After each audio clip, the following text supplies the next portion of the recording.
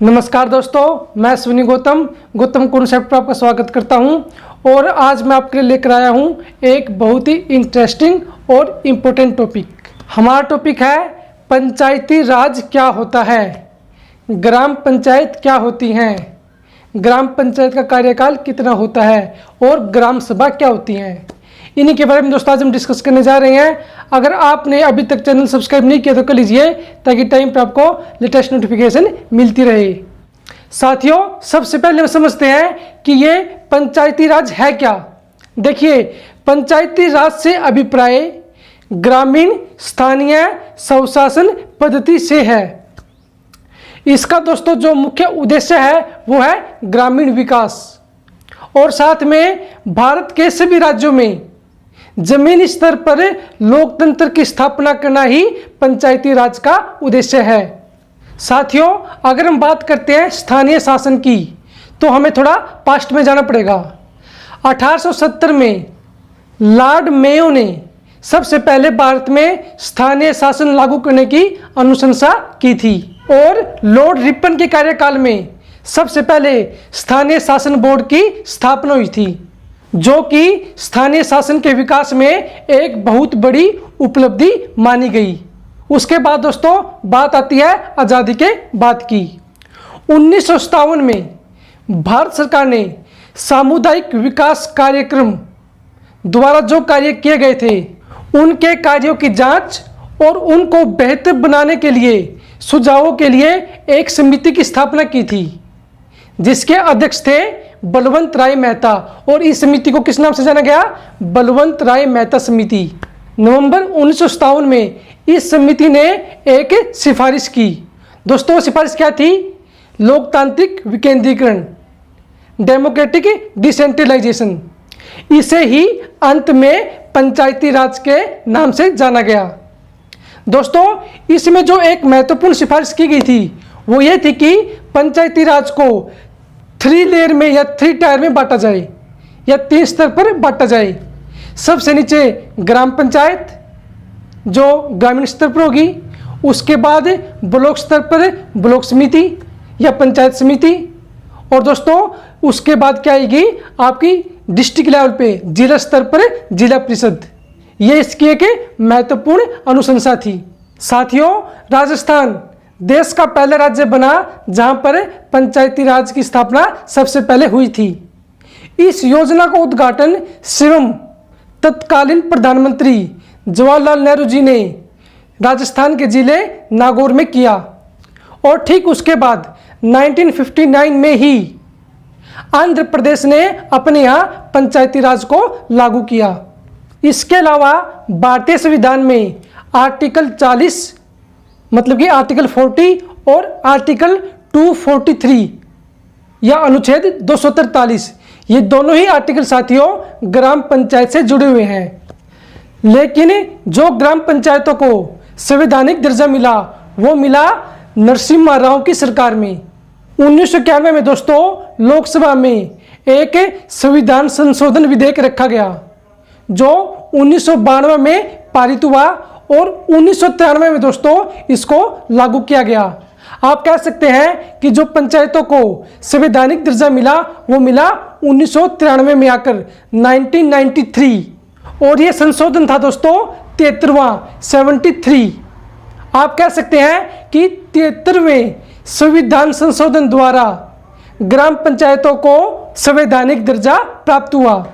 अब बात करते हैं साथियों ग्राम पंचायत के बारे में। देखिए, हर गांव में एक ग्राम सभा होती है और एक ग्राम पंचायत होती है।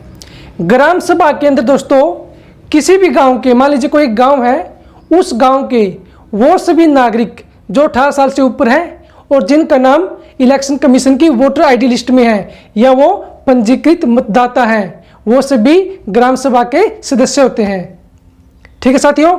अब जो ग्राम पंचायत है उसमें एक सरपंच होता है, बाकी के पंच होते हैं। और अगर इनके कार्यकाल की बात की जाए तो ग्राम पंचायत का कार्यकाल होता है दोस्तों 5 साल का। ठीक है, आपको याद रखना है कि ग्राम पंचायत का कार्यकाल कितना होता है? 5 साल का। उससे पहले भी साथियों ग्राम पंचायत विकसित हो सकती है। और दोस्तों मान लीजिए कोई ग्राम पंचायत है 2 साल बाद ही वो विकसित हो गई, ठीक है, लेकिन कार्यकाल था 5 साल का। अब जो नई ग्राम पंचायत चुनी जाएगी वो बाकी के 3 साल ही राज करेगी, ठीक है, पूरे 5 साल नहीं करेगी, बाकी के सिर्फ 3 साल करेगी, ठीक है। 3 साल बाद फिर इलेक्शन होंगे। और मैं आपको एक बात और बताना चाहता हूं दोस्तों, जो मिनिमम एज होती है सरपंच बनने के लिए वो होती है 21 साल, 21 ईयर। इसके अलावा दोस्तों मान लीजिए किसी ग्राम पंचायत का कार्यकाल 5 साल का पूरा होने वाला है, तो दोस्तों जो चुनाव होंगे ना अगले, वो कार्यकाल के खत्म होने से 6 महीने पहले ही हो जाएंगे। मतलब कि कार्यकाल खत्म होने से 6 महीने पहले ही चुनाव हो जाएंगे, ऐसा दोस्तों नियम बनाया गया है। यहाँ पे एक बात और दोस्तों ध्यान देने वाली है कि जो ग्राम पंचायत का कार्यकाल माना जाता है उसका पहला दिन कब माना जाएगा। ये क्वेश्चन कई बार पीसीएस में भी आता रहता है या सिविल सर्विसेज में भी पूछा गया है।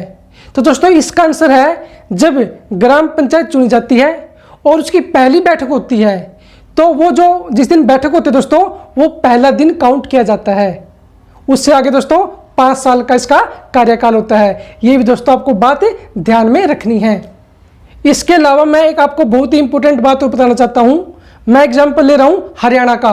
हरियाणा में क्या होता है दोस्तों, पूरे हरियाणा में जिस दिन ग्राम पंचायत के लिए या कह लीजिए सरपंच के लिए वोट डाले जाते हैं उसी दिन दोस्तों टोटल 4 वोट डाले जाते हैं हमारे यहाँ पे, ठीक है। एक डाला जाता है ग्राम सरपंच के लिए, दूसरा डाला जाता है दोस्तों पंचों के लिए, तीसरा जो वोट डाला जाता है साथियों वो डाला जाता है ब्लॉक समिति के सदस्य के लिए, और जो चौथा वोट डाला जाता है वो डाला जाता है जिला परिषद के सदस्य के लिए।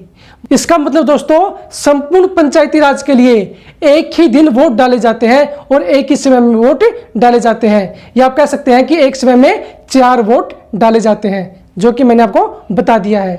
ये भी दोस्तों एक काफी कंफ्यूजिंग पॉइंट है, ये भी आपको ध्यान में रखना चाहिए। इसके अलावा जो ब्लॉक समिति है दोस्तों उसके सदस्य तो हम चुनते हैं, ऐसे ही जिला परिषद के सदस्य भी हम चुनते हैं, लेकिन जो उनके अध्यक्ष होते हैं दोस्तों ब्लॉक समिति के और जिला परिषद के, तो वो उनके चुने हुए मेंबर ही चुनते हैं, वो डायरेक्ट नहीं चुने जाते। ये भी एक इंपॉर्टेंट पॉइंट है जो आपको याद रखना है। अंत में साथियों हम 2 पॉइंट के बारे में और बात कर लेते हैं। एक तो कई बार दोस्तों ये क्वेश्चन पूछा जाता है एग्जाम में कि ग्राम पंचायत को कुल विषय कितने सौंपे गए हैं। तो मैं आपको बताना चाहता हूं ग्राम पंचायत को जो विषय सौंपे गए हैं वो है 29, ठीक है दोस्तों। दूसरा पॉइंट साथियों कि आखिर ग्राम सभा का काम क्या होता है, तो इसका आंसर है देखिए जो ग्राम पंचायत होती है वो सभी जो विकास कार्यक्रम होते हैं या विकास कार्य होते हैं गांव के वो ग्राम पंचायत करती है, लेकिन ग्राम पंचायत कुछ गलत भी कर सकती है, ठीक है, वो करप्शन भी कर सकती है। तो जो ग्राम सभा होती है वो ग्राम पंचायत के ऊपर दोस्तों कंट्रोल करती है, कंट्रोल रखती है। कैसे, आपने देखा होगा अक्सर जब कोई भी सरपंच या पंच गलत कार्य करते हैं तो गांव के कुछ बड़े बूढ़े लोग इकट्ठे होकर उनकी शिकायतें या तो बीडीओ को करते हैं या डीसी को करते हैं, ठीक है। अगर दोस्तों उनके आरोप ठीक पाए जाते हैं तो सरपंच को सस्पेंड भी किया जा सकता है या हटाया भी जा सकता है। कुल मिलाकर दोस्तों जो ग्राम सभा होती है वो ग्राम पंचायत के ऊपर कंट्रोल रखती है, जो कि बहुत ही महत्वपूर्ण है। इस प्रकार दोस्तों ग्राम सभा एक इंपॉर्टेंट रोल प्ले करती है आपका पंचायती राज सिस्टम में।